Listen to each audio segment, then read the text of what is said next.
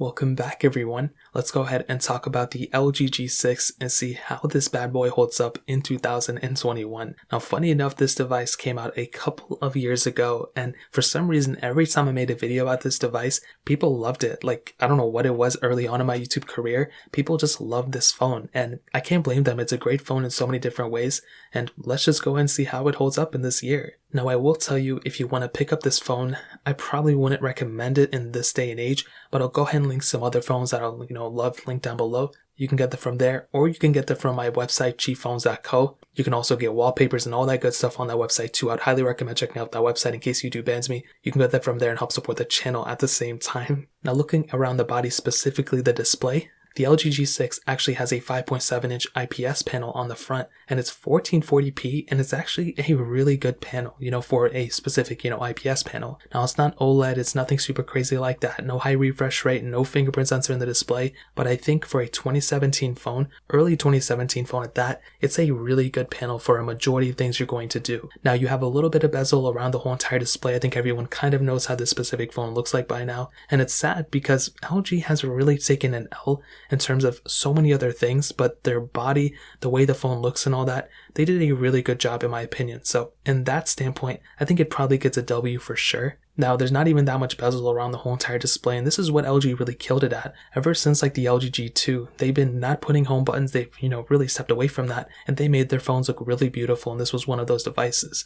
Now, you have USB Type-C on the bottom of this phone, which is great. You also have IP certification on this phone as well, which was actually a pretty good certification, IP68 at that time. I think most devices were like IP67, so that was really cool. But you also have a microSD card slot on this phone as well. Now, take it as you will, but I have to say this, year in and year out, having that type of capability is extremely awesome. I mean, this phone is going to last you for an insane long amount of time just based off the microSD card. Now, there's other areas where it's kind of a little weird, but most manufacturers are removing the microSD card, and the fact that this phone has it is a super cool thing. Now, on the back, you have a really premium feeling back for the most part. It doesn't feel cheap, and you have that fingerprint sensor as well, and you also have a dual camera setup too. Now, I think just based on everything I told you, a lot of you may think like this is like the perfect phone. This has the microSD card, a premium feeling body, still kind of like a timeless display on the front, even though it's not an OLED. It's still a really good panel, very little bit of bezel, but not a crazy amount. And for sure, it is in that standpoint. But there is one specific area where this phone just takes an L at that I just don't think LG has moved on. And for some reason, they're still stuck on this little rat race. But we'll get into that in a second. Now, camera-wise, dual camera setup on the back, like I mentioned, 13 megapixels standard lens, and then a 13 megapixel ultra-wide sensor. Now, what's really good about this specific lens is that even back in 2017, where a lot of manufacturers were still stuck on that telephoto lens craze, we look at manufacturers like, the iPhones, they still only had telephoto lenses in 2017. The Galaxies, for the most part, had telephoto lenses as well. This specific device had that ultra-wide sensor, which was really, really cool at that point. And they were actually really good sensors, Beyond everything else, you could also do 4K at 30 on these cameras as well. Now, the UI actually had quite a bit of features built in, which, like I said before, is always a really cool thing. Having those amount of features built into these type of cameras is always awesome. And, no 4K at 60, but still a pretty good back-facing camera for sure. With that additional ultra-wide sensor, really does add a lot more capability to this type of device. Now, on the front, you do have that 5 megapixel 1080p camera. Now, I think it's okay because when you look at a lot of other manufacturers of that year, you look at the iPhones, the Samsung Galaxy S8s, all those devices also only had, 1080p lenses. So I think it's okay, but had it, increased in quality a little bit, that would have been really cool, but there's nothing we can really do about it at this point. But I think in terms of the whole entire camera lens and all that, I think the back camera gets a thumbs up. The front camera kind of gets like a very average score. I don't even think at the day it came out was that good, but it's totally okay in this day and age. So I think the overall camera, I would say for the price and for the age of this phone, it's probably like at least like a 7 out of 10 in my opinion. So probably like a 6.5, but I think it's definitely good for the most part. So in terms of that pretty much covers it up. Now, hitting on, I think probably the worst aspect of this type of device, and specifically, as you might have guessed it, is the, software. This thing originally came out with Android 7.0 Nougat. It can only be upgraded to Android 9.0, which some people may think, dude, that's not even that long ago, whatever. Dude, that's already like 2 or 3 versions of Android old. I mean, we are already on Android 12, the developer beta right now. This thing is already outdated, which is okay, but this thing, I mean, If it was on a stock version of Android, like if it was running what like the Nexus 6P was running, I think that would be a little bit different. But because this thing is running a pretty bloated version of Android, it already takes an L in my opinion. And this is probably one of the more sadder aspects of this device. LG, had their little LG UX8 UI. I never really understood why LG bloated their software like crazy at that point. And I think it's actually not even it's not really as bad as I thought it was. The original UIs were pretty bad. This one was a little bit of an improvement, but again, I think stock Android's the best, and this thing didn't, really last as long as people may have thought, but I think had it had an increase in software longevity or a complete rehaul in terms of the overall software experience, I think that would have really made this, phone experience a little bit better. Now, it also has a 3300 mAh battery inside of it with wireless charging, which is actually a really good thing, and that's something that I really do like about this phone. I think,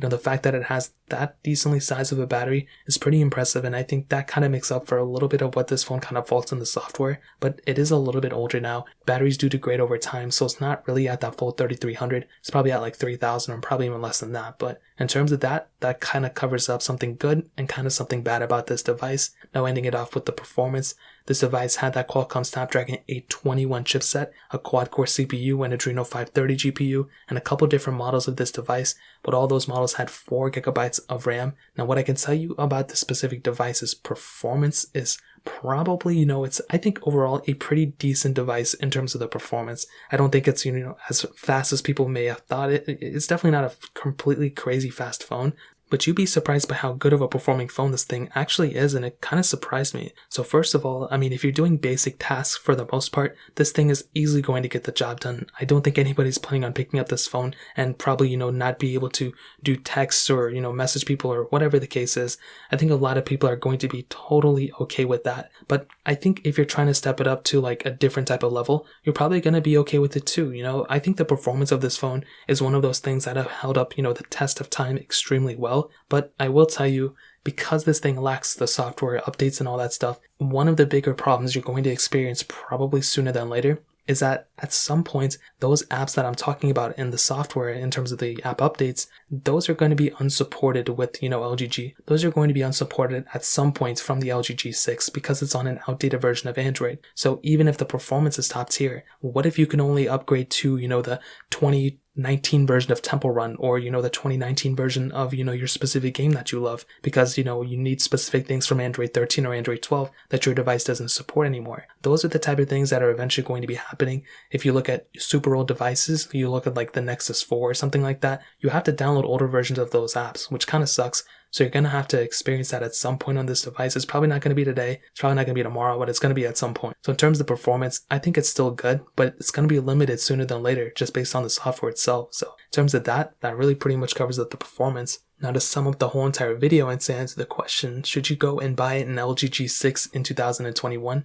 Well, this is what I'll tell you. I think the LG G6 is still worth it in some areas, and it's probably not worth it overall. Now, kind of starting off, I want to say some of the best things about this phone. The display of this phone, I think, is still top tier. It's still a really good display. I think there's not even that much bezel around the whole entire display, so that's just another huge aspect of it. You're getting USB Type-C, which is great. You're getting a microSD card slot as well, which is just another humongous W in my opinion. You're getting a really good back-facing camera, fingerprint sensor on the back, wireless charging, IP certification. You're getting a lot of things that, some of these new devices still have, and you're getting a really good feeling body. It's not a cheap feeling phone at all, but there are some areas of this device that really aren't my favorite. I think, first of all, the RAM management really isn't that crazy good for this type of device. It's still actually pretty decent, but you're going to be outdated fairly soon. Like I stated, for 4 gigs for an Android device really isn't a crazy amount. I think the performance is overall good though, but I think the front camera really isn't that great. And I think the biggest problem with this device is probably the software. As I mentioned, you're just not getting that many more software updates. You're really not getting any more software updates anymore. So this thing is already outdated. I don't know if there's a custom ROM for it, there may be,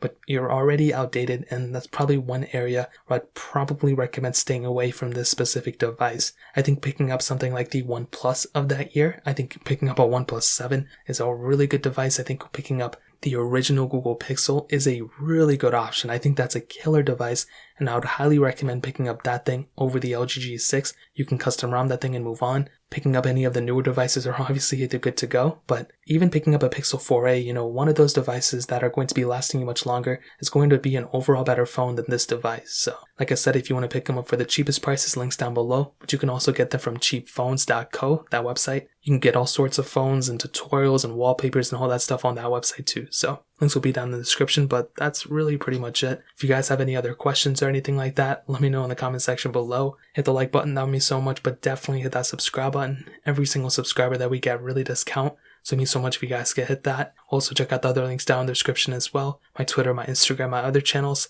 More importantly, everything else. I love every single one of you guys. Hopefully I'll catch you guys in the next video. Peace out till then.